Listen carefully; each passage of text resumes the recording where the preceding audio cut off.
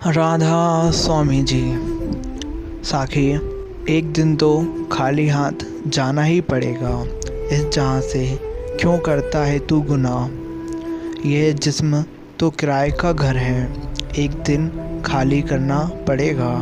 सांसें हो जाएंगी सब खाली, सांसें हो जाएंगी जब हमारी पूरी। यहाँ रूह को तन से अलविदा कहना पड़ेगा।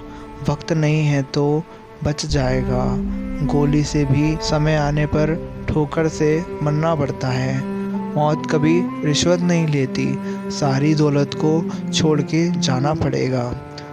ना डर यूं धूल के जरा से एहसास से तू, एक दिन सबको मिट्टी में मिलना पड़ेगा।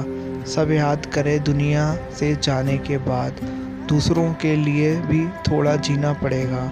मत कर गुनाह किसी बात का है दोस्त, तेरा क्या है, क्या साथ लेके जाना पड़ेगा। इन हाथों से करोड़ों कमा ले भले, तू यहाँ खाली हाथ ही आया था और खाली हाथ ही जाना पड़ेगा। ना भर यूं जेब अपनी बेईमानी की दौलत से, कफन को बगैर जेब के ही ओढ़ना पड़ेगा। यह ना सोच तेरे बगैर कुछ नहीं होगा, यहाँ किसी को जाना तो किसी को आना पड़ेगा। इस संसार में हमारी क्या ज़रूरतें हैं, वह परमपिता परमात्मा अच्छी तरह जानता है और वह हमारी ज़रूरतों को पूरा भी करता है।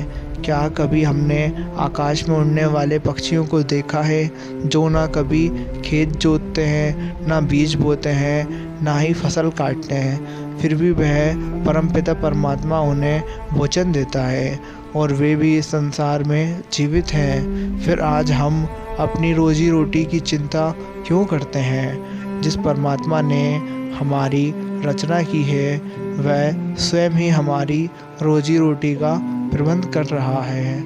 अगर एक कीड़ा पत्थर के अंदर जन्म लेता है तो परमात्मा उसी पत्थर में उसके भोजन का प्रबंध कर देता है। परमात्मा जीव को इस संसार में भेजने से पहले उसकी प्राध्याय निश्चित करता है।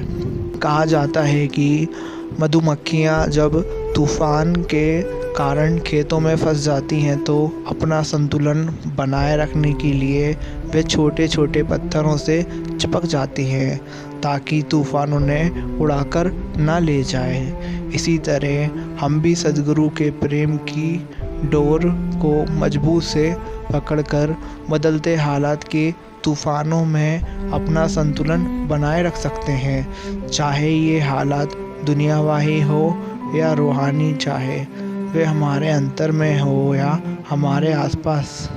ज़िंदगी के तूफानों और बदलाव के बीच केवल एक ही रिश्ता स्थायी है और वह रिश्ता गुरु और शिष्य का रिश्ता है। सिर्फ यही रिश्ता ऐसा रिश्ता है जो अटल है, इस दुनिया में भी और आगे भी सच्चा अटल है और अमर रहेगा। सारी दुनिया को अहंकार की बीमारी लगी हुई है, यानी मेरी ज़मीन, मेरी जायदाद, मेरे बेटे, मेरी बेटियां। अब सवाल पैदा होता है कि इस बीमारी का इलाज भी है क्या? तो गुरु साहिब कहते हैं कि हाँ है। वह है शब्द। सिवाय शब्द के इस बीमारी का कोई और इलाज है ही नहीं। इंद्रियों के भोगों और मन के विलास आत्मा का भोजन नहीं है। इसका भोजन परमात्मा का प्रेम, परमात्मा का नाम या परमात्मा का मिलाप है और उससे ही इसे सच्ची शांति प्राप्त हो सकती है। जैसे जैसे सद्गुरु के हुक्म में उनकी दिए नाम का प्रेम पूर्वक सिमरन करोगे तो इस नाशवंत संसार का मोह समाप्त होगा और सद्गुरु की प्रीत और प्रतीत चढ़ेगी, जिससे हमारी आत्मा दूरदराज पहुंचकर प्रभु से विशाल कर लेगी। हम सदा सदा के लिए जन्म मरण के बंधनों से छुटकारा पा लेंगे। इंसान के कर्म कितने भी पाक अच्छे क्यों ना हो, फिर भी ना मन किसी न किसी छल कपट के जरिए उसको रूहानियत की राह में गुमराह कर देता है। जब इंसान इस गुनाह का मन का साथ नहीं छोड़ता और इसकी चालबाजियों का शिकार बना रहता है, तब तक वह अपने किए हुए पापों का फल भोगने के लिए नरक की आग में जलता रहता है। हमारी सच्ची बहादुरी